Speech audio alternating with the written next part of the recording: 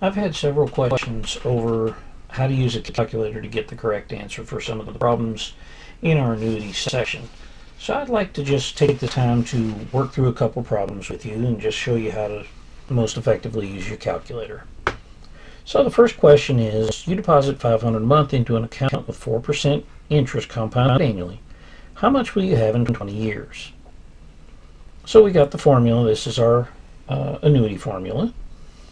And we just need to plug in the values that we know. Of course, our PMT is our payment per month, or $500 a month. R is the rate in decimal form. N is how often it's compounded. Well, if you're putting money in monthly, it's going to be compounded monthly. And then T is the number of years. So when we do this, then A is going to equal 500 times 1 plus R over N to the NT minus 1 all over R over N. Okay, now we just need to fill in our rates and things. So A equals 500, 1 plus, the rate is 4%, 0.04 over N, which was 12 because it's monthly payments you're making, to the 12 times 20 minus 1 all over R over N. Now, if you're good with order of operations, this shouldn't be much of a problem for you because you start in the innermost parentheses first, and you got division and addition. Of course, division comes first, then your addition. Once you move out of that out of the small parentheses, the big one have exponents and subtraction. Of course, you do the exponents first, then you subtract. Then once you finish that, you're going to divide and do this. But a good way to remember how this all comes to play is doing what I like to call the swirly. And the swirly simply says you start here, then you go to this, you go to the 1, you swirl around to this, raise it to the exponent, keep swirling, subtract 1, come on around to here, do the R over N, and then finally you're going to do your multiplication. So in your calculator, first clear it off is always a good thing to do. And then we're going to start on the innermost part, 0.04 divided by 12. Make sure you hit equals between each step. That's critical. And then I need to add my 1 plus 1 equals. And I'm going to raise it to a power, so I'm going to use my caret button. That is my exponent. Now, because there's a multiplication in there, I have to put it in parentheses. 12 times 20. Because if you don't put it in parentheses, it's going to raise it to the 12th power. Then it's just going to multiply whatever you get there times 20, which is not what we're looking for. Okay, so I hit equals. And I get 2.22258. After that, I subtract my 1. And that gives me 1.22258. And now we're going to divide. And again, we're dividing by, I wrote R over N, 0.04 over 12. We got to put that in parentheses again.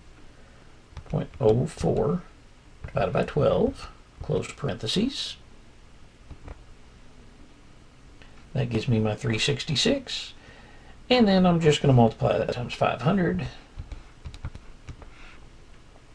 And you end up with $183,387.31. And that's how much you would have at the end of this. So if I write that down, 183,387.31. Okay, so those are pretty straightforward. You don't have any tricks that you have to do, just making sure you use the order of operations. Now when you go to the next type of problem, where in this case I have 400,000 saved for retirement, the account draws 10% interest. How much can you take out monthly for 25 years? And you notice we have our formula. We have our payment times all this stuff equals the starting value. Well, we know the starting value is 400,000. We don't know the payment. So what we're going to do is solve for the payment, which thankfully, because this is all in one big bracket, makes it fairly easy. because it's payment times this big bracket thing. So to work out this problem, all we're going to have to do is take this bracket part and divide both sides by it. That'll make it go away from here and bring it over to this side. So when you do that, you end up with P sub 0 over bracket 1 minus parentheses 1 plus R over N to the negative NT all over R over N, close bracket. So when I'm going to come back up here where I have a little bit more room to write, P sub 0 is 400,000 over bracket 1 minus 1 plus R, R is 10%, 0.10, and it's a monthly withdrawal, so that's over 12, to the negative, again, N is 12, times 25 years, all over 0.10 over 12. Now this one's a little bit trickier to do because you've got a lot more stuff going on here, and you basically have a complex fraction, so it's a little bit trickier. But we can still do kind of the swirly thing if you like the swirly analogy. So we start inside our bracket with our division, we go to our addition, we go to our exponents, and we scoot back over here to the 1 minus. Then we have to swirl all the way back around to the bottom.